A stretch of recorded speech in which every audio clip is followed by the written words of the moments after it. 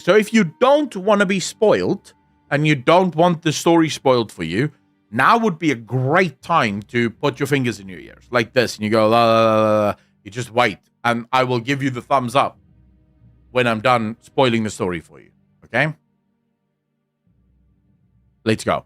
So we have brand new insights into what exactly happens with Dalaran and what happens with Khadgar. So and I don't know why Blizzard would even do this, but if you go to the map and the quest log, they've actually included the Visions of Azeroth campaign dialogue or the actual events, a synopsis of the events. It's already included. So even though you can't technically play that quest line, you can already see what the quest line is. So I'm not entirely sure, like, why do this? If you don't want people to know, why do you include this? Just include the whole bloody quest line then, you know, let people just see it. But anyways, so here's what actually happens there. Magni tried to commune with Azeroth to learn what the Radiant Song was warning us about, and he fell unconscious during the process. Hopefully he can recover with the aid of the Dalaran Archmages. Now, ladies and gentlemen, let's get into this. The Radiant Song. The Radiant Song, of course, comes from Khadgar, the giant crystal that is stuck inside the roof. Now, they believe, actually, that the Radiant Song comes from Azeroth, but we now have more information. We are told by the Arathians inside or at Khadgar that the Radiant Song actually comes from their Emperor, who heard this the first time, and their Emperor claims that it is Khadgar that is sending these Radiant Visions. So their Emperor does not believe that it is Azeroth sending the visions, but rather this Khadgar, which, according to the visions, or according to this dialogue at least, isn't actually a crystal of light, but is actually a Titan installation from legend. So this is a thing that the Titans installed on Azeroth for some rhyme or reason, some purpose. So Dalaran then rushes to try and defend this new Khadgar crystal thing, and on their way there, Archmage Drendon is revealed to actually be Xal'atath in disguise. She then attacks Dalaran with an army of the Nerubians at her command. Now, I want to talk about a couple of things here. Firstly, this Khadgar crystal now being confirmed by Blizzard themselves to be an actual Titan installation, kind of weird. Kind of weird, right? Because why did the Titans build this thing that looks so much like a light crystal? And it shines with light as well.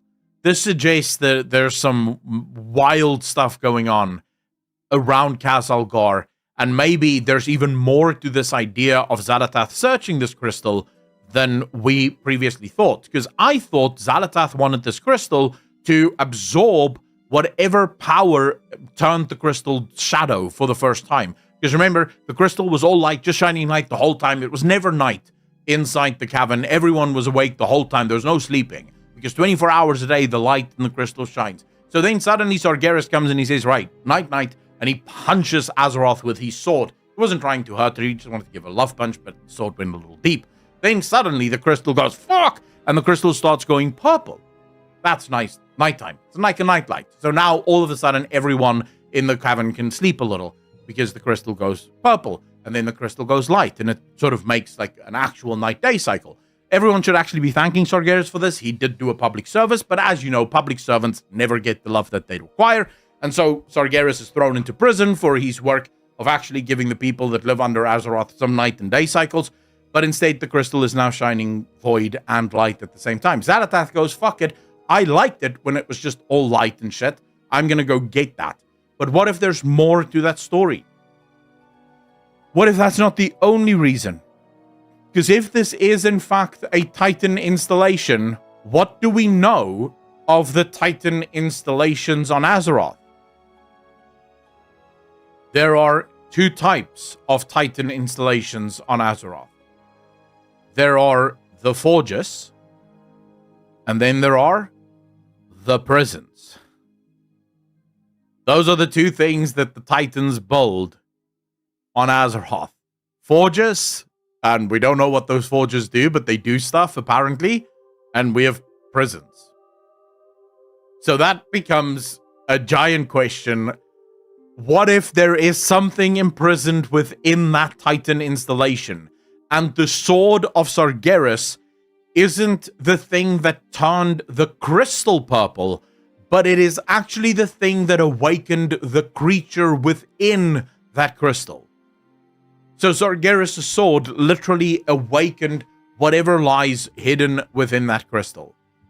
And that is what Xal'atath is after. So she's not actually taking the Dark Heart to try and absorb the power from the crystal, but rather take the Dark Heart to try and open the crystal. Right? So that at least is my theory at the moment. Now, let's talk about these Radiant fucking visions. The Radiant song that everyone seems to claim is from Azeroth. Ooh, Azeroth is speaking to everyone.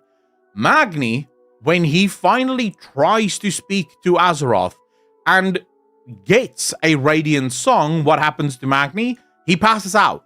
He goes, whew, and he just falls on his back and he goes sleepy bye-bye. Why? Magni has spoken to Azeroth many times before. Azeroth has never knocked him on his ass while he spoke to her. Unless Magni has never spoken to Azeroth. Magni has spoken to the Void. And now Magni is getting visions from whatever creature lies within this new crystal. And this creature is a hell of a lot more powerful than an old god. A Void Lord, perhaps. If you are used to speaking to an old god, in other words, you have a phenomenal connection to an old god, it means that Void Lord is going to be able to speak to you in a much stronger connection than what it will speak to any of the other people. All of the other people are getting fragments, bits and pieces of a vision that sort of drags them towards the sword and drags them towards this Khadgar. But you, the one who has already had a connection with the Void, you're going to get smacked with it dead to rights. That Void Lord is going to be able to speak to you in full force. Magni, of course, still believes that it must be Azeroth that is speaking to him because, why not? Or perhaps when Magni finally awakens, Magni will be the one that says, "That's not Azeroth, champion. That's not Azeroth. We have fucking problems here. Someone else was speaking to me and it was not Azeroth." So clearly, I don't know. To me, there's just something awkward about this Radiant song thing. And it all goes back to one fundamental problem. This exact same Radiant song was also heard and seen on the ethereal homeworld, Koresh.